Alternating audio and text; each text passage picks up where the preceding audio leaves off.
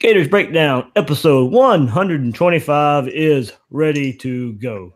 I'm your host, David Waters, and you can find me on Twitter at GatorDave_SCC. And joining me tonight, both co-hosts, Bill Sykes and Will Miles.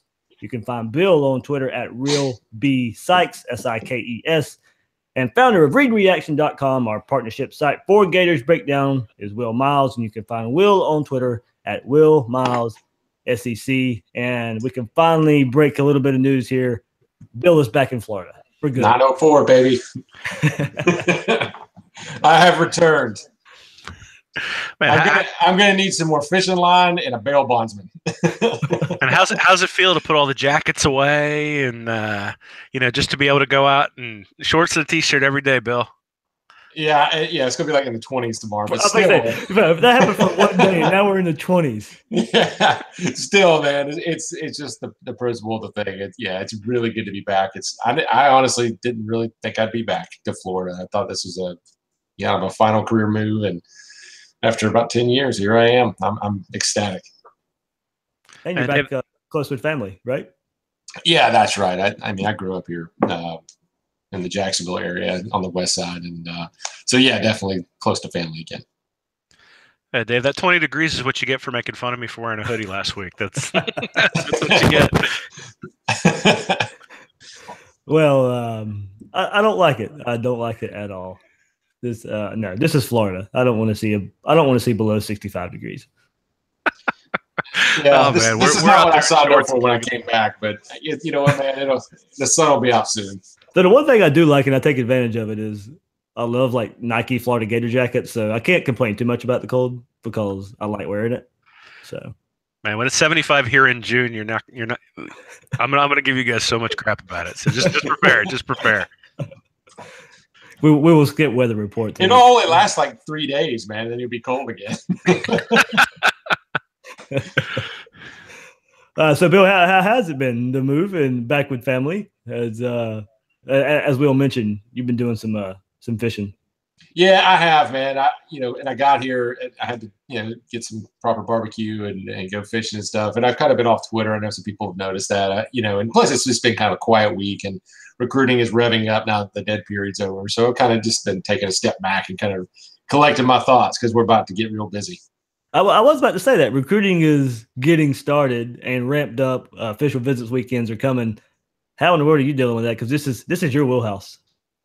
Well, I've been typing up a storm on the spreadsheets and, really trying to get as much data as I can gathered for when we do get the final results in on this final national signing day to wrap up the class of 2018, because I want to be able to give a good, robust picture of where things stand and how Mullen is performing and how people should process that.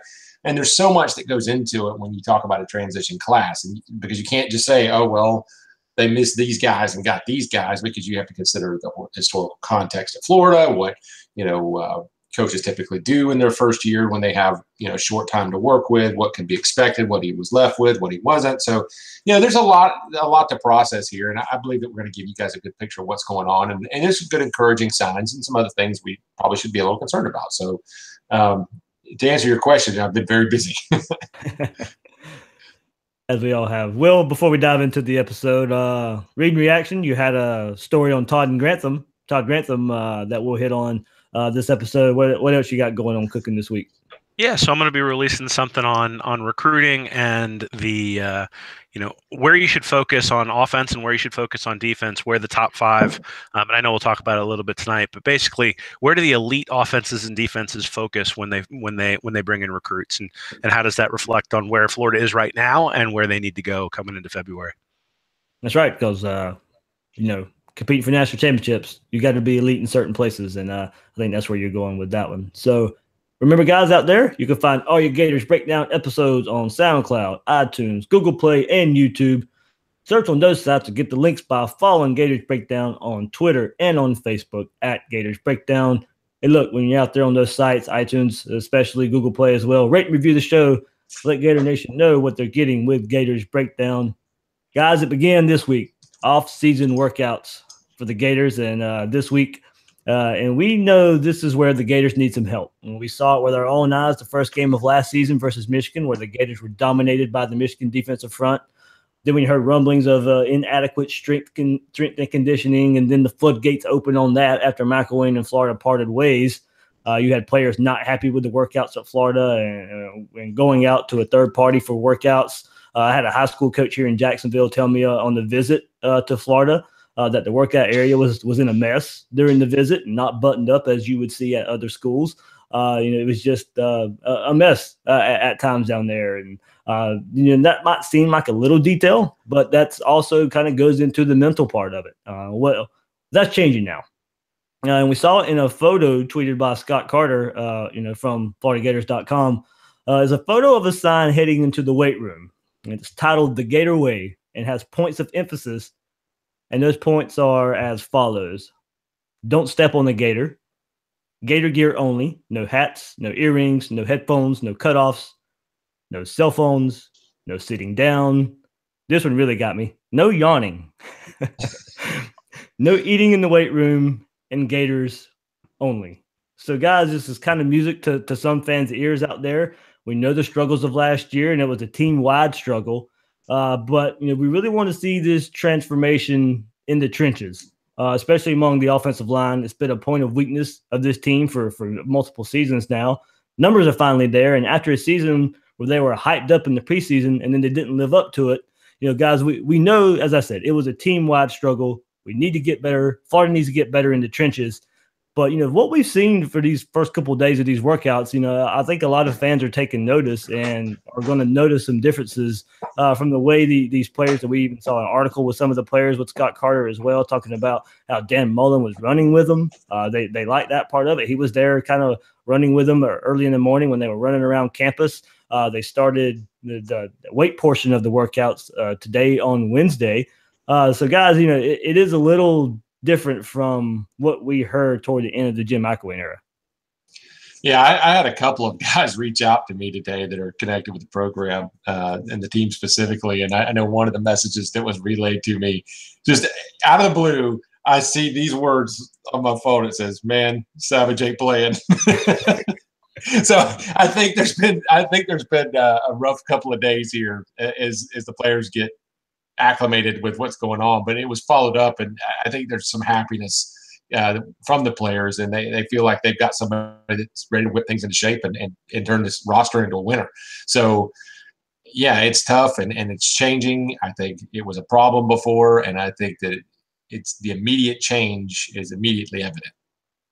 Hey, Will, before you jump in, and you can speak to this too, where you're going with it. We hear every year different programs say it too, and it's kind of the common theme throughout this time of year is, this is the hardest strength and conditioning we've ever had. And, we hear that from almost every program out there. I don't necessarily think we heard it from Florida, and I think we see why a little bit now. But, is that a tongue-in-cheek comment, or can we actually take something from what we're hearing about this?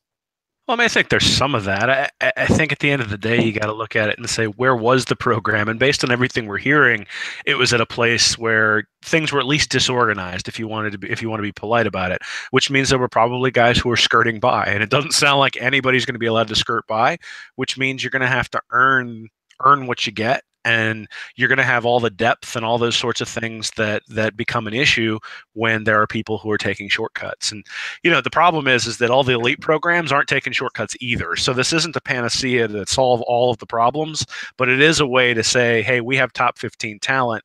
Let's get that talent to play like top 15 talent. And, that's quite honestly not what we saw last year. And so hopefully that's what we'll see in 2018. Hey, and look, man, let's be honest here. Mullen was not brought in to get a team over the top. Like Kirby Smart was brought in to kind of nudge things past where Mark Richt could take Georgia. Mullen was brought in to fix a deficient program. He was brought in to take things out of the cellar and out of the dumps where they should have never been and bring it back to normalcy. And while we like to think that normalcy for the University of Florida is championship level football, well, I think we understand now that is not necessarily the case, that you can fall well below that baseline of just being very good. And so, there's a lot of work to be done, and maybe he never holds, championship trophies like that. But I think we're going to see a lot of immediate progress. And we've seen just a lot of the processes he's putting in place, whether it be through the hiring process and the recruiting process, and now the strength and conditioning program. He's proving to be a capable coach in all these phases, and it's got to keep moving, and there's a long way to go. But I'm happy just to see those changes, to take things out of that funk and get it back right. And I think it's very exciting to see these things. Maybe it's not the hardest strength and conditioning program they've ever experienced, but it sure looks a heck of a lot more like what you should have at University of Florida than what we've seen in years past, at least by the accounts we've been given. Well, and for me, it has a lot to do with discipline, right? So we've seen false starts, we've seen bad penalties, we've seen guys who miss assignments, all sorts of stuff. And that discipline starts in February and in January when you get these guys in the weight room and you get them focused on what they're supposed to do. And there's been an emphasis on academics in the classroom and how you're interacting in the community. I know that was one of the things Savage was saying when he came in, was that he wasn't just going to hold people accountable in the weight room and on the field, but he was going to hold them accountable in the classroom and off the field. And so, that accountability, I think, is something that we saw missing last year, where guys were missing assignments. You could see a lack of trust that if one guy knew he was supposed to be in one place to make a block, he also knew he might have to move to pick up somebody who was missed by a running back or by a guard or something like that. And so hopefully what this is a sign that accountability and that discipline is starting to get built into the program, and just rebuilding that is going to go a long way towards making the team better on the field.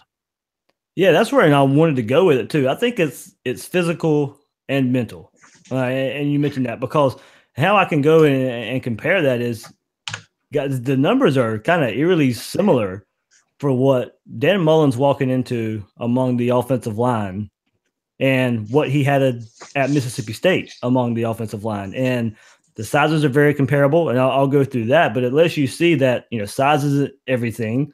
Even though they could be pretty much equal, you will have a mental aspect to it, and of course on the field system aspect to it. But if you look at Mississippi State, and I'll go from left to right along the offensive line, Martinez Rankin, 6'5", 315. Hey, look at Martez Ivy, 6'5", 315. Left tackles that we walking in on are exactly the same size. Going to left guard, Darrell Williams at Mississippi State, 6'2", 305. I'll go use Harkless here, 6'4", 311. Elton Jenkins, the center for Mississippi State. He was 6'4", 313. TJ McCoy, 6'1", 313. Deion Calhoun, 6'3", 315 at right guard. Fred Johnson for Florida, 6'6", 330. Pretty big difference there at right guard. Right tackle, Stuart Reese, 6'5", 333 for Mississippi State. Juwan Taylor, right tackle for Florida, 6'5", 334. So what that ended up being was, on the offensive lines, the average for Mississippi State, 316 pounds. What he walks in to at Florida, 320 pounds. That's the average there. Not big. Four-pound difference along the offensive line, average difference there. And look, I mean, this speaks to it. They had a similar size offensive line at Mississippi State. And yes, scheme goes into it as well. But they're not out there getting pushed around like we saw Florida against Michigan and Florida against Georgia last year and different times. And, the FSU defensive line going at it too. They're Mississippi State, similar size players, similar, build. They're going against Alabama, LSU, Texas A&M, same teams Florida went up against, and they're not out there getting pushed around with similar numbers. Yeah, I think that they're going to have the beef. I think they've got the size. I think it is similar to what he's had. I think the question is going to come down to, do they have the athleticism and the quality, and is it a matter of, can they be coached up, or is it a talent issue? And, I've got some numbers we'll get into in a minute. I am a little concerned that maybe the talent might not be there to match the size they've got. So maybe they look the part, but don't play the part. Can't we maybe go back to Mississippi State and saying they weren't maybe as recruited as high as these guys along the Florida offensive line, and maybe the coaching can take over from there? Yeah, I think it is possible. And I think you do have to give a little bonus though, performance-wise, when you look, even if they were lower recruited, they're also guys that he handpicked and evaluated. Yep. And as much as I think that McElwain at times was lauded for, at least by his supporters, as like some gem miner that could find diamonds in the rough, I just don't think he was the greatest evaluator. In addition to not being a great recruiter. And so I would trust guys that a proven coach like Mullen has handpicked for his offensive line and built as a unit over guys that were thrust upon him by a failed coach like McElwain. So, yeah, I do think there's some of that. It's kind of hard to say. Is it, what will win out? The fact that he can whip these guys into shape, or they're McElwain recruits. And I don't mean to diss him. I like Heggie a lot. I think he's going to be a very good offensive lineman. I think Ivy's got potential that they could tap into. Jawan Taylor's a quality lineman. I just mean is a complete roster unit. They certainly haven't proven to have the depth. I think that there are some very good pieces to that line. I'm just skeptical.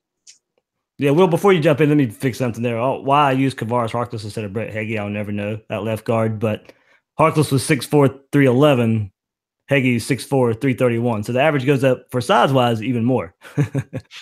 He's hurt right now anyway. Yeah, maybe that's what it was. I don't know. I mean, if you look at the offensive line, if you look at the first team and the second team offensive linemen, they're all 3-star players except for Ivy, who's a 5-star player. And so, they're not going to overwhelm anybody with some giant talent profile. They're not blue chip players for the most part, but they're all very solid players. They're players that you would imagine that Mullen would be able to obtain at Mississippi State. I think scheme plays a big part in it. I mean, there was an article I wrote a couple of months ago that talked about the simple schemes that Mullen has in his, for his offensive linemen just running straight ahead versus some of the pulling and more complex schemes that players were asked to do in the McElwain offense. So I do think that plays a role. I think the strength and conditioning obviously plays a role. I think the attitude and the discipline plays a role. But at the end of the day, we won't know until they go on the field, and that's part of the fun part, right? Is that I'm actually interested to see whether the guys who started last year are the guys who start this upcoming season. That obviously there are a few new faces in there as well, but if it's the same starting five, then it'll be really, really apparent what coaching and strength and conditioning can do pretty early on in the season. And I want to go back to 2008 as well and throw that start offensive line in. Like, all these guys were over 300 pounds. And so, we will look at some targets that Florida's looking at. And, these are probably going to be some target weights that they're going to want them to be at. Florida's under Dan Mullen, his best offensive line, 2008 national championship team, Phil Trotwine, 6'6", 310. Carl Johnson, 6'6", 330. Marquise Pouncey, 6'5", 312. Mike Pouncey, 6'5", 312. Jason Watkins, 6'6", 310. They average at 314, so that's lower than what UF currently has, and lower two pounds lower than what he was starting with at Mississippi State.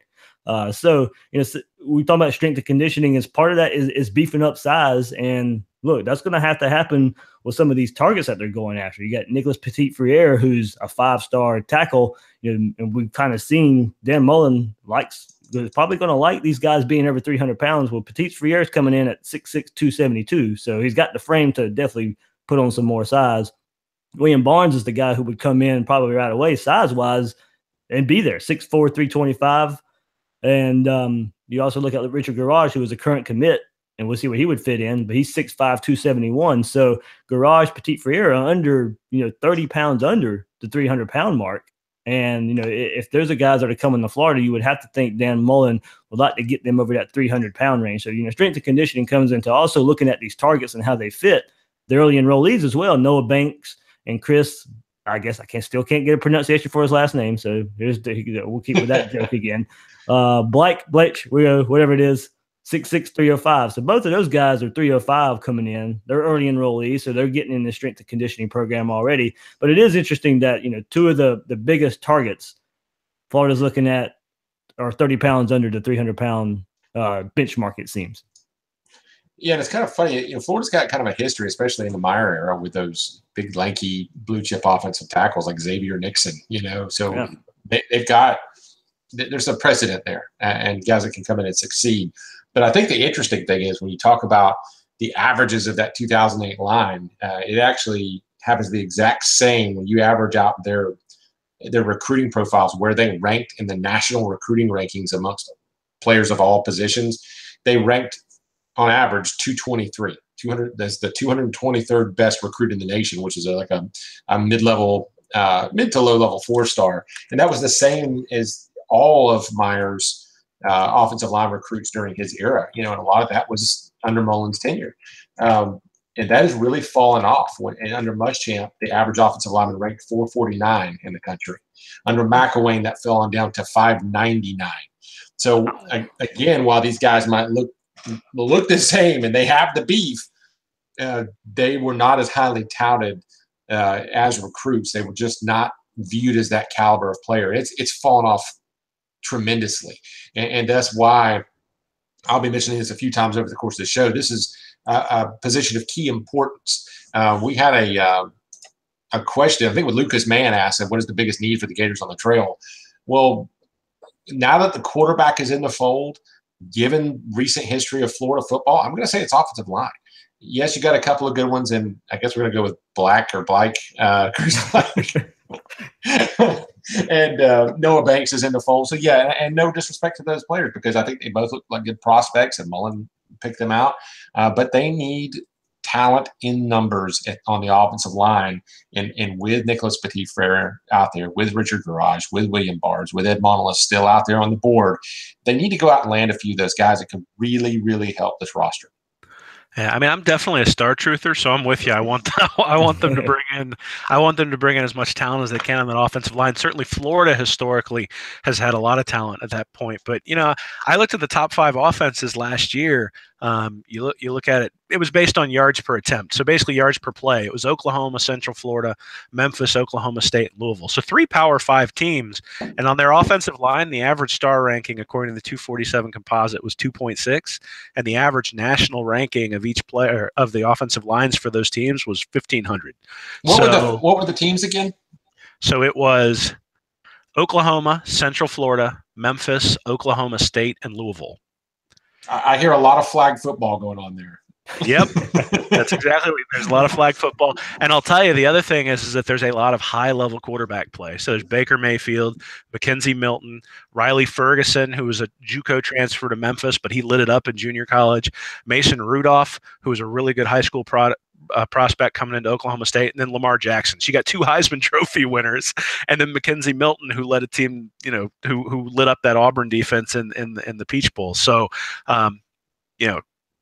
I think Mullen's gotten his most important offensive recruit in terms of what may end up happening. And I agree, you want to bring in as much talent as you can, and certainly beefing up that offensive line would be a good thing to do. But I think what this reflects is that if you have the right offense in place and you have the right signal caller in place, that you can get by with a little bit lesser talent on the offensive line in some of these areas. Now, certainly the SEC is not the AAC, and we do need to take that in consideration. But Oklahoma lit up Georgia in the Rose Bowl, so I think you can get by with a little bit less talent on offense. I think that's what you see overall. Overall, the average star ranking for those top 5 offenses is 2.8, and the average national ranking is 1306. So, on offense especially, at least this year, and I need to go back and look even more, but the same trend applies. If you look at the offenses, the top 5 offenses in 2016 was Oklahoma, Western Kentucky, Louisiana Tech, South Florida, and Toledo. 2015, it's Western Kentucky, North Carolina, Baylor, Notre Dame, and Texas Tech. Now, again, these aren't teams that are finishing top 25, but they're teams that are putting points on the board. And I think you can do that. I think you can turn the offense around quicker than you can the defense, and I think that's reflected in the star ratings.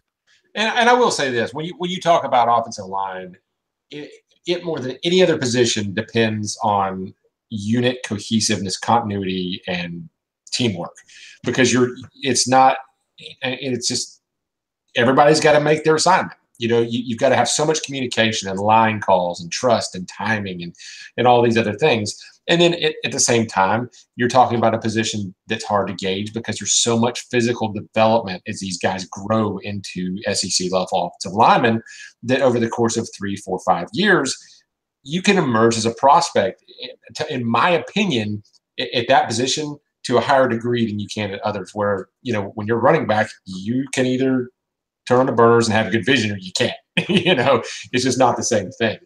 And one other point on that, there is a precedent for what you're saying, because Florida in 2006, they won national championship when the offensive line averaged, as recruits, their starting five averaged 481st in the nation. So they were not on average even 4 stars. As a matter of fact, of the starting five, Drew Miller was the only 4-star starter they had in the group. You had Phil Trotwine, Jim Tart, Steve Rissler, and Carlton Metter, who were all 3-star recruits. So Florida's done it in the past, but they happened that year to have a defensive line that might as well have been full of 6-star players, considering how highly they were ranked. And we'll get to that in a minute.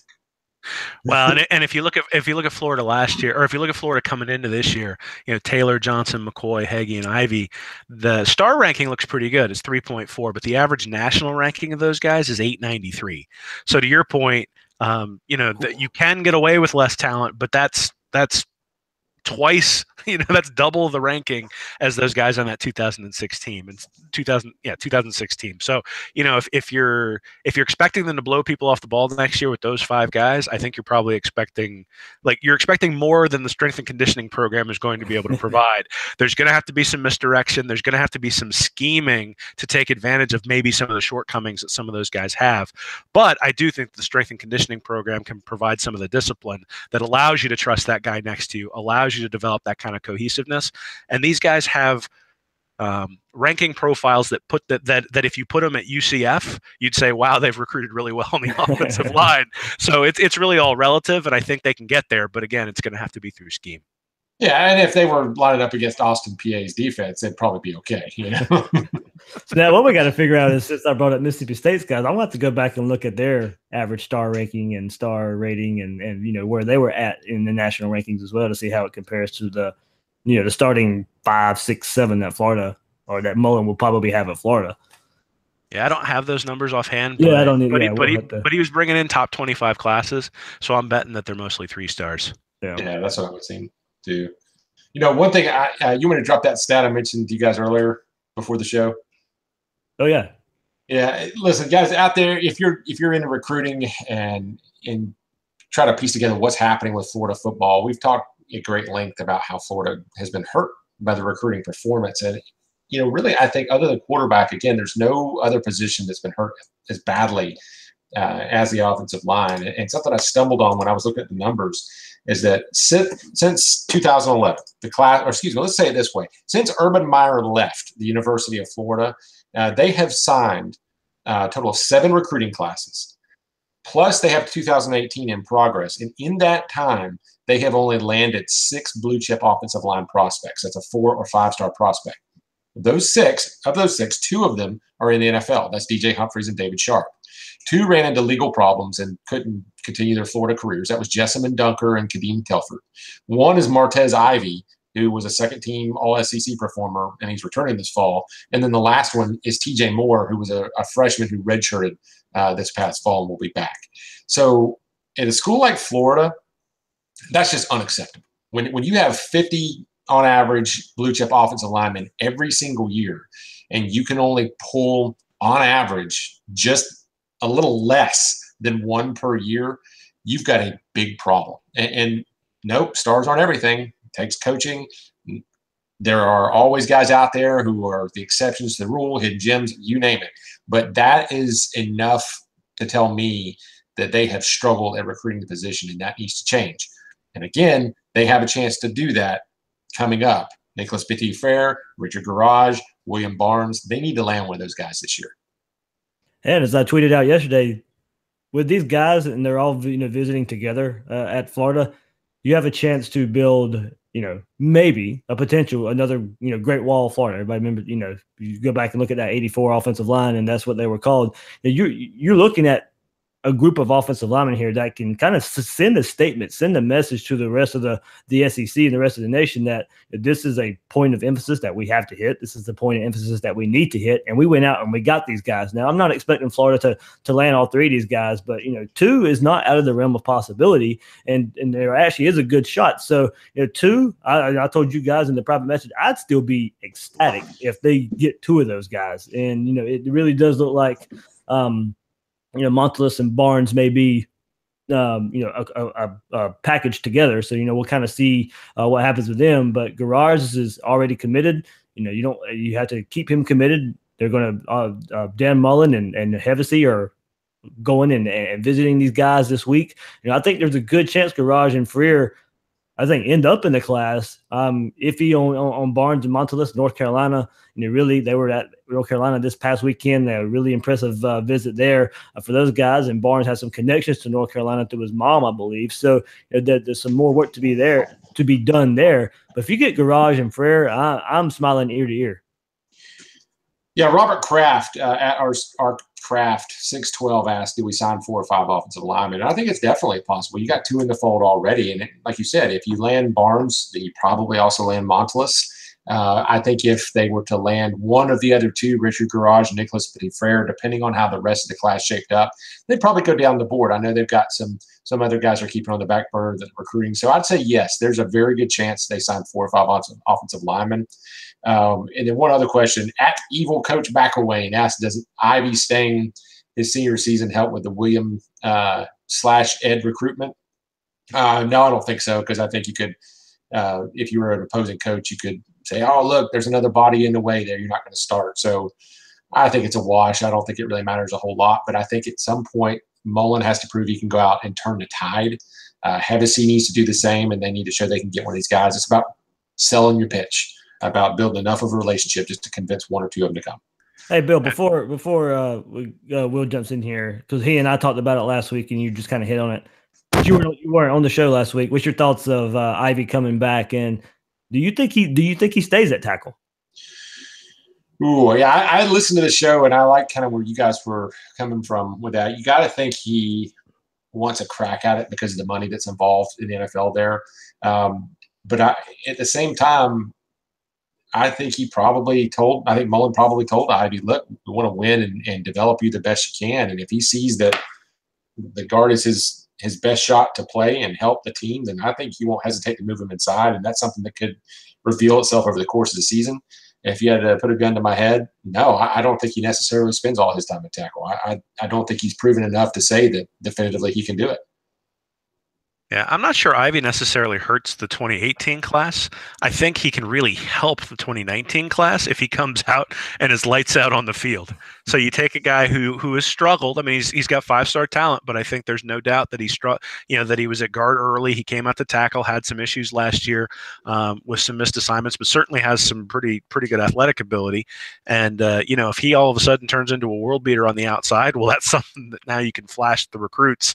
When you're going to see him for 2019. So, and I don't imagine. I mean, maybe I'm wrong, but I don't think that some guy coming in, if he's a really elite left tackle, is he really all that worried about having to beat out Ivy? Especially considering that you figure that Mullen's probably whispering, well, he might move to guard anyway. So,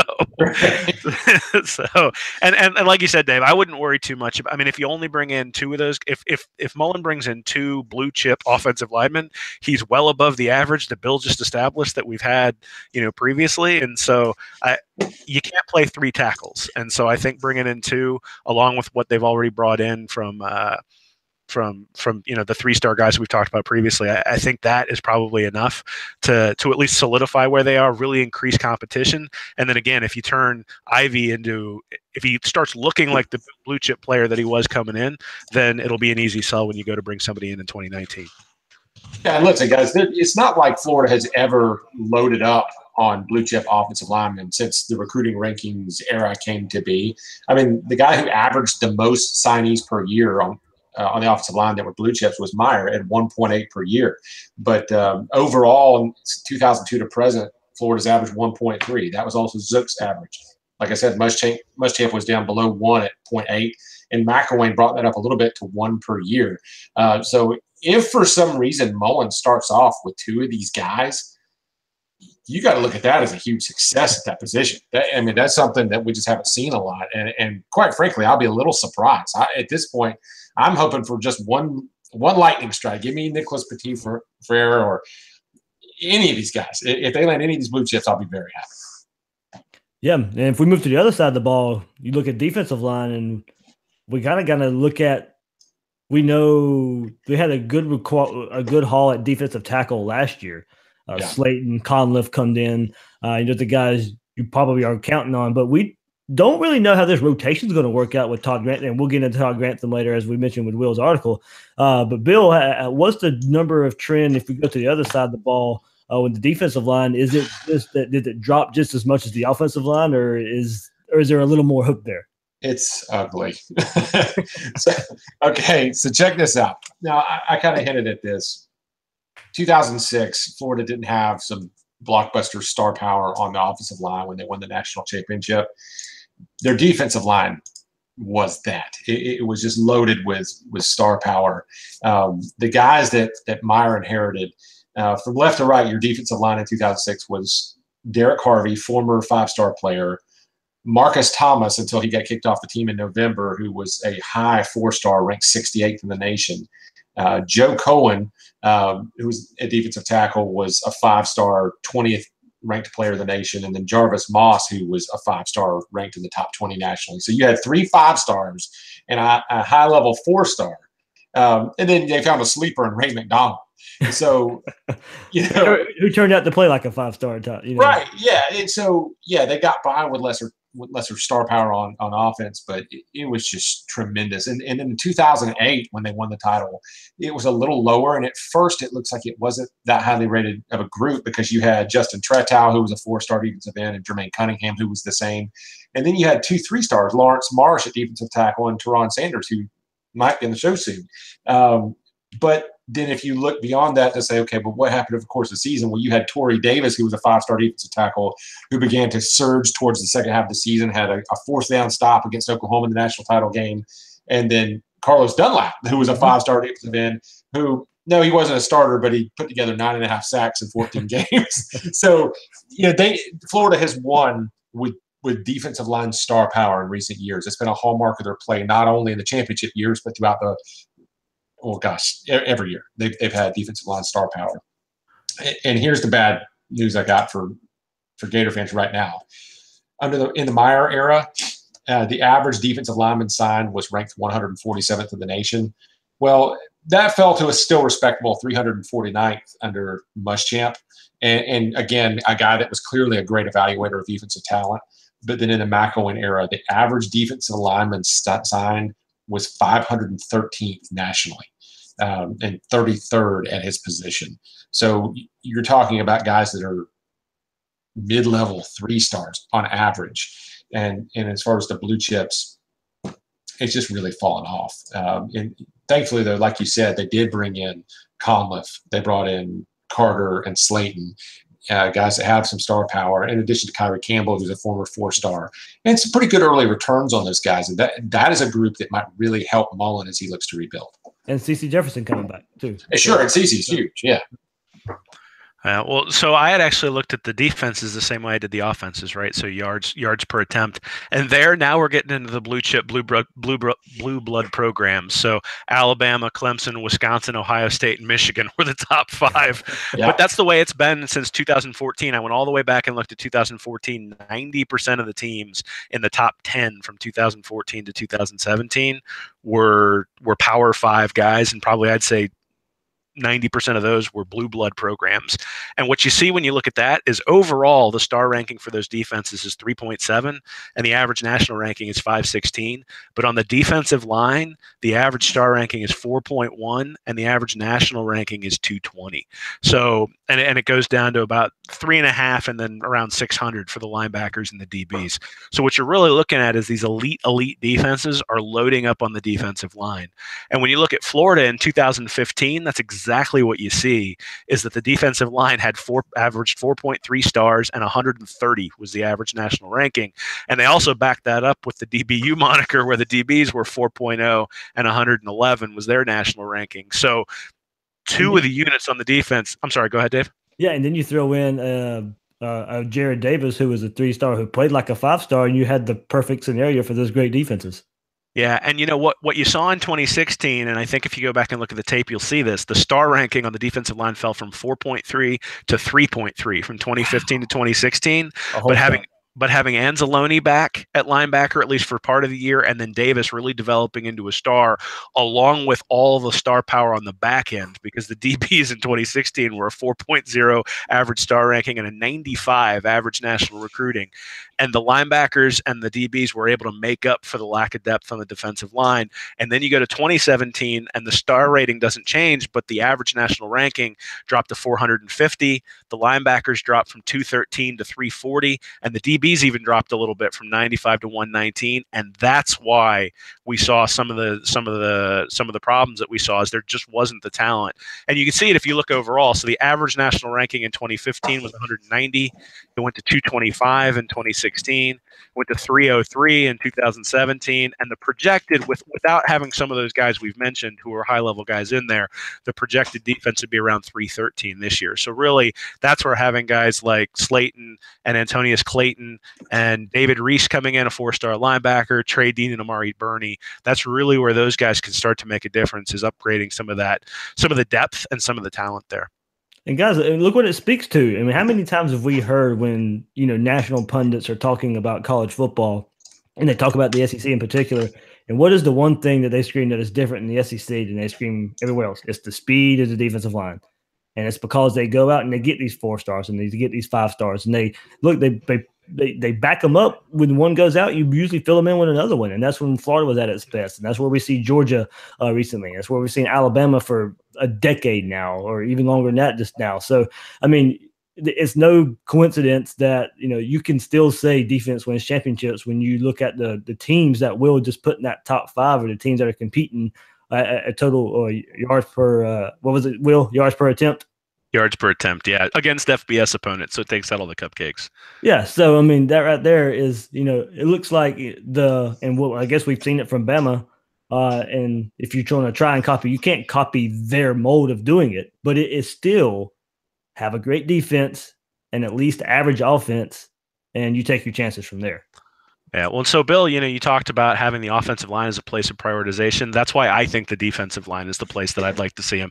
So it's why Dorian Gerald is important, Malcolm Lamar, Andrew Chatfield, all those guys, and Coinus Miller, those guys on the defensive line. If they can pull in 1 or 2 of those guys, well, now all of a sudden you have these guys who are true freshmen who might contribute. You've got the guys who were true freshmen last year who looked like they were ready to contribute, but maybe weren't as consistent as you'd expect to see this next year. So I think the talent profile of the team is building, and I think we talked about that last week, Dave, that that even with the early signing period, Mullen has proven he's bringing in more blue chip guys than McElwain did regularly in his classes that weren't transition. He's bringing in those same, he's bringing 8 blue chip guys already, and that's sort of what was brought in a normal McElwain class, maybe a little bit less. And so if he can bring in 3 or 4 more blue chip guys, it's really an elite level class to restock the cupboards.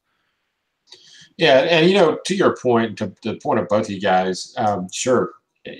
To address the problems that Florida's had, their immediate need is to fix the quarterback position, fix the offensive line. But beyond quarterback, if you ask me what position is indicative of healthy recruiting at Florida, I'm looking at defensive line. Because not only, like I said, is it the hallmark of Florida's victory and their success over the past years, but like you said, it's just how you win in the SEC, and it's the hallmark of just great teams, period. So, yeah, you need to see blue chip talent on the defensive line every single class at Florida. However, as I tweeted earlier in the week, Urban Meyer's class in 2005, his first recruiting class at Florida's transition year, was the only time I think Florida has not signed. I don't think they signed any defensive lineman that year, and that never happens. And so keep in mind, guys, while I'm saying that Florida must do this, if they don't get it done this year, if Mullen doesn't find a blue chip or any defensive lineman for his class, that doesn't mean he failed. Transition classes are funny things, but he dang well better do it next year. It's something you got to see. But like Will said, they've got a chance. Coinus Miller, defensive tackle, who's considered a heavy lean to Auburn, is visiting on the last visit weekend, February 2nd. That's a great position to be in with him. Quay Walker might still be in the picture. Who knows? We'll address that further in a minute. But, guys like Nesta Silvera, Chatfield, if they could turn a tide with 1 or 2 of those guys, it would be a very good sign and the kind of player that typically has gone on to great success at Florida. Yeah, the only difference there, Bill, and again, I agree with you wholeheartedly with the transition class and all that stuff. The difference is you just cited that defensive line in 2006 was pretty stacked, and so even so, Meyer could have seen that wasn't necessarily a need based on having that kind of elite talent for that team when he came in. So in this case, the defensive line is not stacked, at least not based on stars and national rankings, and so I do think that's an area of need that needs to be addressed and hopefully gets addressed this year. Yeah, I do think it's probably more to do with the fact he just couldn't build the relationships and get it done. And I think it hurt him coming from Utah from the West Coast. And, he was bringing in a radical new system and approach to Florida football. But the good news is, while they may not have Jarvis Moss, they may not have Ray McDonald or Derek Harvey sitting on the roster, I believe that they're going to get production out of Slayton and Conliffe and Campbell, Antonius Clayton, who's going to move out to outside linebacker this year. I believe those guys are guys that can bring the heat, and they have very good athletic ability, very good prospects, guys that could end up in the NFL. So there's some talent there. Again, he's got to add to it every year. Yep, and the one thing we're not factoring in here, and this is where we're going next. Hey, look, this is going to be a different defense. I mean, we don't know how some of these guys will fit into what Todd Grantham wants to do. It may be what we think will be a more attacking style type of defense, but you may see some, like Bill just mentioned, Clayton moving from in to outside linebacker. You may see CC Jefferson doing much of the same, and being the sack guy that Mullins and Grantham's defense absolutely needs. It's been a while since Florida's had that guy you could count on, probably since Dante Fowler, to go get a sack when you absolutely need it. Florida hasn't had that guy, and that's part of the problem we were just talking about. But Will, in your latest article for Read and Reaction, talk to Todd Grantham, and the thing I wanted to take away from it, and I think the key part was you're not necessarily sure. You don't want to say he's a bad defensive coordinator, but you're not necessarily sure he can come in and change the results from what we saw under Randy Shannon last year in year one of his defense taking over for Randy Shannon and the new staff altogether. No, I mean, whenever you've got a nickname Third and Grantham, chances are there's at least some truth to that. So I wanted to take a longer view and say, okay, he's got this reputation for giving up long plays on third down, blitzing, getting beat deep, those sorts of things. Well, what shows up in the numbers? And to your point, Dave, it's not like you're falling off a cliff. The team isn't getting a ton worse. But when you look overall, if you look at the programs 3 years before he was there, and average those, and then you take the time he was there and average stats. You look at points per game, yards per play, yards per rush, yards per attempt, QB passer rating, and turnovers. They're virtually identical, his predecessors versus after he took over. And the only time you really see a jump is when he went to Mississippi State. And so he was taken over at Mississippi State for Peter Sermon. And interestingly, Sermon went to Louisville to take Grantham's job when Grantham went from Louisville to Mississippi State, and essentially their stats completely flipped. And so Sermon was the Mississippi State defense was 75th in points per game, and Louisville was 31st, and then you look at 29th, sorry, and then you look at Grantham at Mississippi State, and he took him from 75th to 31st, and Sermon took Louisville from 29th to 71st. So basically a complete switch there, and so I wonder whether that has more to do with Sermon not necessarily being a great defensive coordinator than Grantham being fantastic. None of this to say that Grantham is a bad defensive coordinator. I just don't know that he's a difference maker. He's not somebody, Will Muschamp was known as a defensive coordinator who made a difference when you brought him in as a defensive coordinator. I don't know that Grantham is that kind of guy. Again, though, I'm not sure what the bar is. Randy Shannon had a pretty good reputation at Miami, but once he became the head coach, the defense really started to struggle. The defense last year really struggled, though obviously there was a lot of youth. And so I'm assuming they're going to be a little bit better this year, if nothing else, because they're going to start incorporating some of those guys who have been left aside. Antonius Clayton was like the 29th ranked recruit coming out of high school. Slayton was in the mid 60s somewhere. So if those guys get incorporated in, you have a higher talent level, you have more depth as you bring in Bernie and Dean and those sorts of guys on the defensive side of the ball. I think they'll be better, but I don't know that it'll necessarily be some wizardry from Grantham. And then the other thing is recruiting. He He doesn't seem to increase the number of blue chip recruits that are brought in from a recruiting perspective. So again, he's not upgrading the talent. He's just basically equivalent to what someone else would be with the exact same amount of talent, which isn't bad, but it's not a giant upgrade. It's not something that I'd say, oh, this is a home run.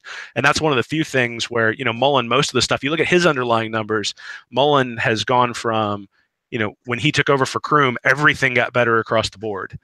And I was hoping to see that with Grantham, and I didn't. So I think people are going to be, I don't think anybody's going to be massively disappointed with Grantham, but I don't think anybody's going to say, oh, he's in line for a head coaching job next year after we see the job that he does. And that's not a terrible thing, but it's not something that I get really excited about either. I wonder, though, is that to do perhaps with his scheme being different than most defenses out there? I mean, there's not a lot of guys running the 3-4. You get a lot of the multiple guys. You do get a lot of these hybridized defenses and stuff where you have a buck or a star or whatever you want to call your rush guy and space guy. But, if you look at it in scoring defense in Georgia, when you saw him go for 4 years there, the first 3 years you saw improvement in scoring D. First in 2010, they were 30th. The next year they're 23rd. Then they were 19th. But then everybody left for the NFL and they fell off to 78th. He didn't have quite as many years there. At Louisville, had 3 years, 24th, 39th, and 31st. But then again, they were always in the top 20 in yards, 6th in total defense in 2014, and 18th, and 14th, and 10th. So he's at least very capable and capable of executing a defense at the highest levels of competition. It is a good question, though. Can he be a difference maker? Yeah, I'll go back to his 1 year at Mississippi State last year, and I got a couple stats that worry me and one that makes me feel better about him. But his numbers versus the SEC last year, he gave up an average of 24 points per game in SEC play last year, 31 versus and then the teams with more talent based on recruiting, that number went up to 27 points per game, 31 versus Alabama, gave up 49 to Auburn, held LSU to 7, gave up 31 to Georgia, only gave up 14 to Texas A&M, and gave up 31 to Ole Miss there. But, Auburn's offense was rolling. They had 49 points against that Mississippi State defense. The Georgia game was right after the LSU game where they just blew out LSU. So, it was a lot of inconsistency, I guess, would you say, Todd Grantham versus the teams that have more talent on them. But in games versus FBS opponents, they ranked 48th in yards per play, giving up 5.3 yards a play. So, that's okay. It's not great, but it was his first year at Mississippi State, and probably definitely not as much talent as he would have had at Georgia and would have at Florida. But to Will's point, and the third in Grantham, this is a stat that does make me feel a little better. Opponent third down conversions, they ranked 8th in the country, only giving up 4.2 a game, and 12th in the nation in percentage at 31.85. So that was Grantham's biggest blunder, and what he's been known for is his third down defense. But at Mississippi State last year, 8th in the country, only giving up 4.2 a game. Not bad there, and Florida was right around that same number last year. But for Grantham, it's even more important given his reputation on that all crucial down. You guys make some really good points. There are explanations for everything, for every one of his stops. So if you look at Georgia, there's that fourth year where they were solid years 1, 2, and 3, and then that fourth year. But that would concern me a little bit because those are his players. Like, those are his recruits. The fourth year is when you say, okay, now you've gotten all your guys in there. Now, granted, a lot of those guys left in year 3, but that means they weren't his guys. And so you start looking at that and say his guys didn't develop to be ready to step in. And then the next guy, the new guy comes in the next year and they're right back to where they were originally those first 3 years under Grantham. You look at Louisville and the defense got considerably worse under Grantham, but it was Charlie Strong before Grantham was there. And Louisville went from the AAC to the ACC in that transition. So again, is it really fair to say, hey, now you're playing Florida State and Clemson, we're going to grade you against when you were playing UCF and USF and things like that. And then Mississippi State, he had 1 year. But I think when you look at it overall, it's an 8-year sample size when you average out all the numbers for all the defenses he's had. And it's 9 different years that I looked at for the without Grantham right before he came in. And the passer rating is 120.7 before him and 120.5 with him. The one place where there is a little bit of an uptick is turnovers. So it goes from 1.6 to 1.9 per game. when Grantham takes over. And I think that sort of speaks to the aggressiveness. I think we are going to see some big plays given up, but I think we're going to see the defense make some big plays.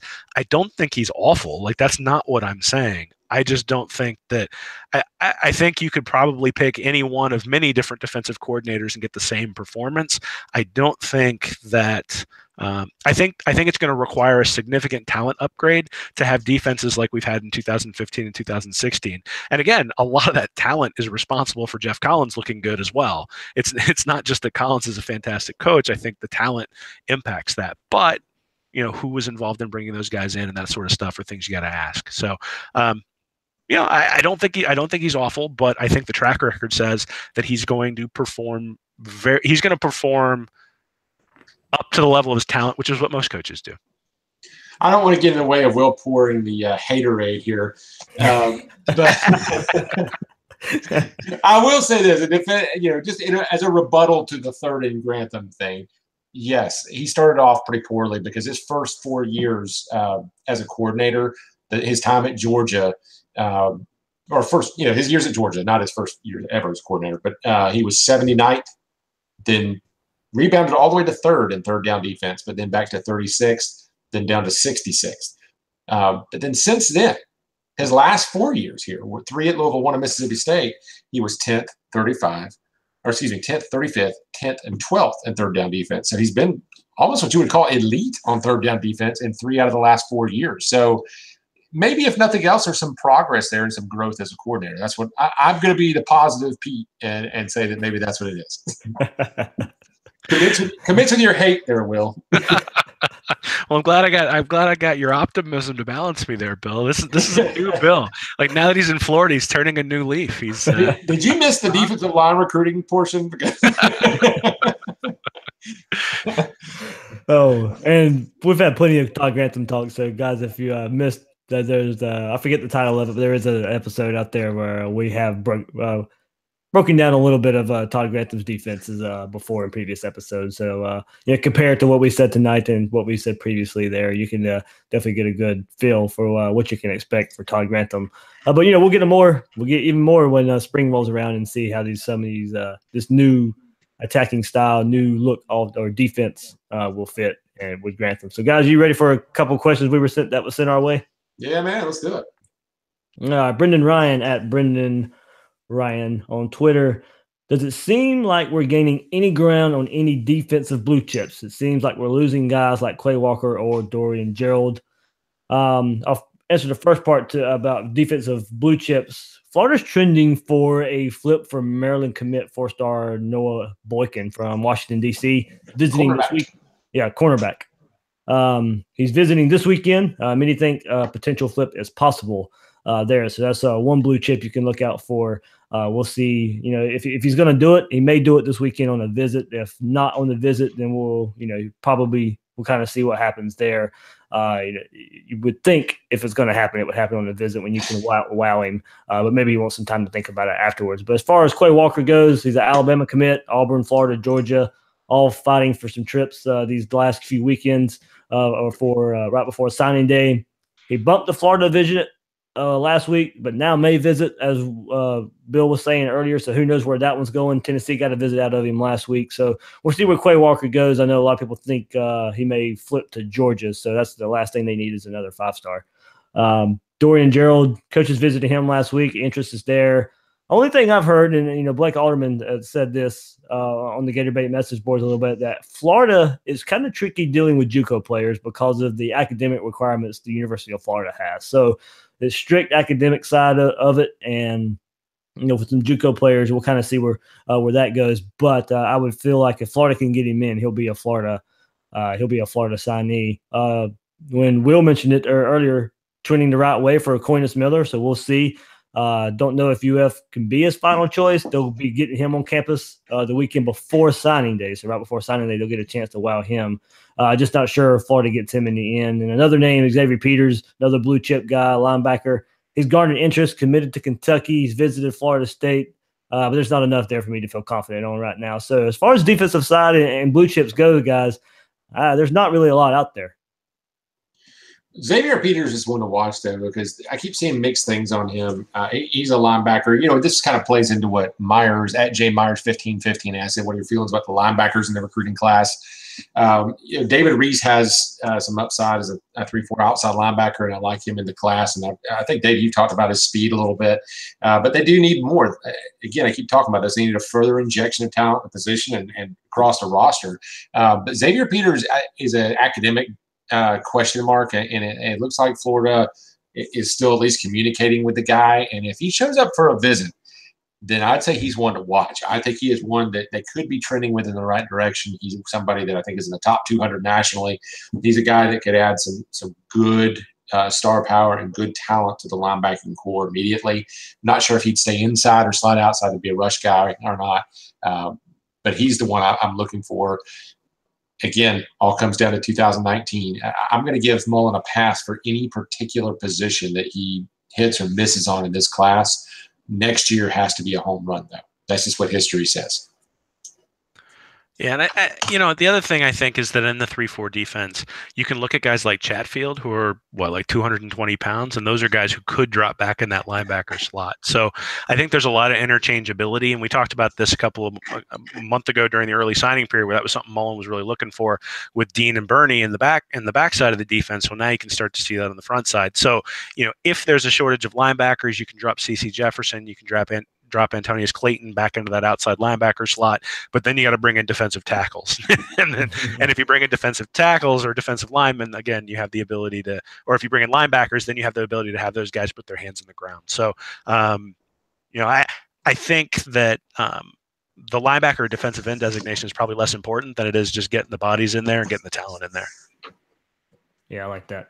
JB at Jab 2375 on Twitter. Do you think the nationwide recruiting going on is in focused effort, especially out west, or more about getting the Gator logo back out there? Kind of start with Ron English, of course, the defensive backs coach for Florida now. He has California ties, and I think that's where we're seeing some of it. Since you have a guy who has ties out there, hey, look, go offer some 4 stars and 5 stars out there in California and see if you can get a Ronald Powell or somebody who would commit to Florida. There was a big time 5-star recruit, Ronald Powell, under Meyer, who committed to Meyer there. And, it can be done. I wouldn't be afraid of going out west. If you could go get a 4-star, 5-star, I don't care where they're from. We've mentioned this in this episode. The talent has to be upticked at Florida. It has to get better with the guys that you can pull in. If you have to go out west to California and do it, you might as well do it. But the focus definitely has to be the state of Florida, definitely the state of Georgia. You got to stay in the South, in your footprint and what you can get. But if you want to go out there while you're out there and you go offer some, I don't think you could go out and reach. You don't want to go out there and reach for 3 stars or whatever. But, if you can get the 4 stars or 5 stars, if you have a coach out there who has relationships, to me, there's nothing hurt about going out there as long as you don't spend too much of your focus out there. I'm looking at something here. I just off the cuff just took a look at the 24/7 Sports in-state rankings for the state of Florida. And according to what I'm seeing, only 10 of the top 50 prospects in the state. Now, that doesn't account for IMG or all that, but of the top 50 guys on the list, just at first glance, only 10 of them are left uncommitted. And I don't know how many of those are left unsigned, but that's 80% of those prospects in the state of Florida in the top 50 are already locked up to other schools. So assuming that most of those are already signed, that means you're going to have to look elsewhere. If you're trying to fill out your class and you just got on the job in the last month here and you've got 10 spots to fill, which is something I know we'll hit on here in a minute, you're going to have to look far and wide. And every other staff in the country is having to do the same thing. They're focusing all their efforts on a smaller pool of prospects because of this early national signing day.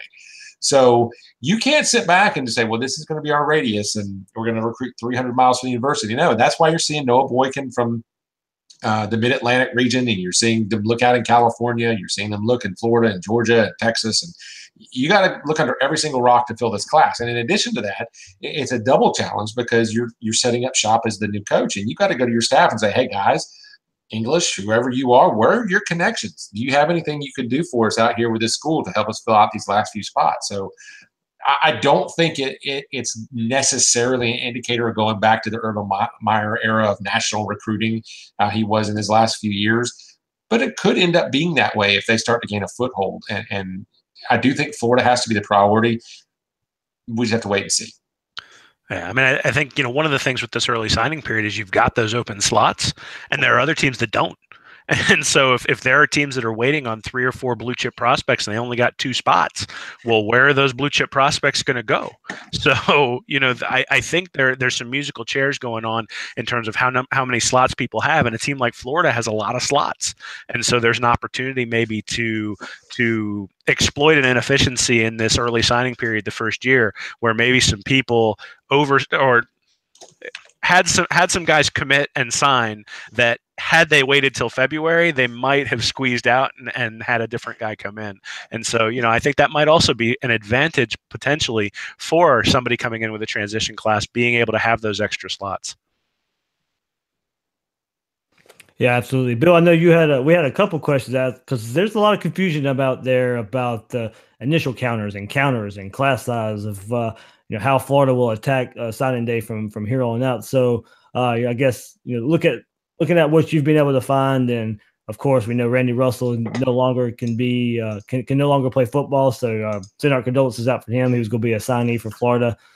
Luckily, they found out with a physical exam that he will not be able to play football for Florida as a recruit, as a signee, as a player. So some question of whether if that scholarship will open back up or not. So Bill, what you got? Well, Maverick at LMII 23, he has a couple things. One of those was, how many can they sign with or without Russell? And like you said, Russell, thankfully they found his problem before he went out and had a life-critical issue on the field. But he had just signed, and so there's some debate on whether or not the NCAA will waive his slot as an initial counter and give it back to Florida.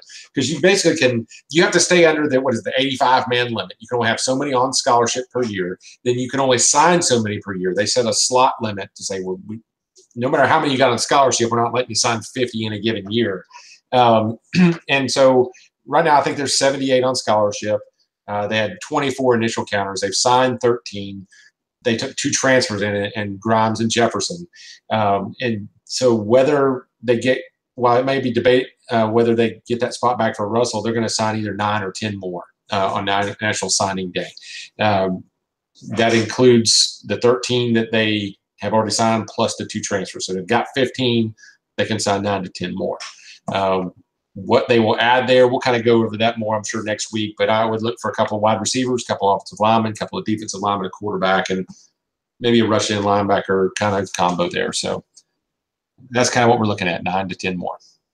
There we go. Guys, we got plenty of questions when we asked them for this episode, so thanks for sending them. I have saved a lot of them, so we'll definitely get to them in future episodes. So thanks for out there for all the interaction. Of course, on social media, we asked for some questions, and we definitely got them. So I'll save them. We'll get to them eventually, but try to fit them into what kind of this topic of the show was about. So, guys, that was wow. That was about an hour and 10-minute show there. Well, he went on that tirade about how much he hates Grantham.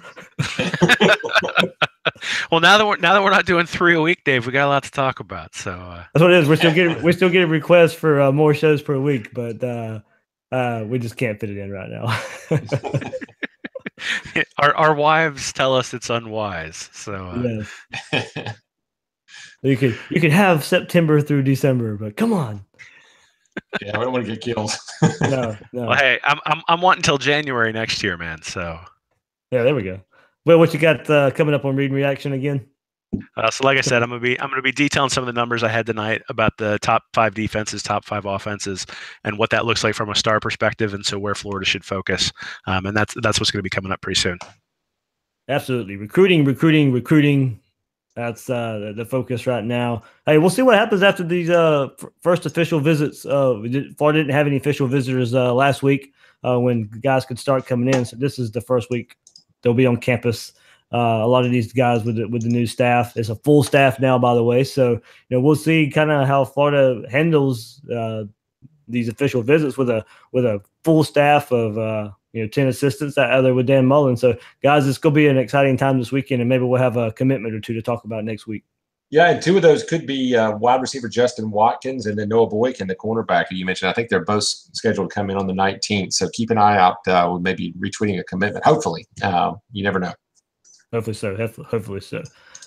You can find Bill on Twitter at RealBSykes, and the founder of ReadingReaction.com is Will Miles. You can find him on Twitter at Will Miles SEC. I'm the host of Gators Breakdown, David Waters. You can find me on Twitter at GatorDave_SEC. Guys and girls out there, thanks for listening.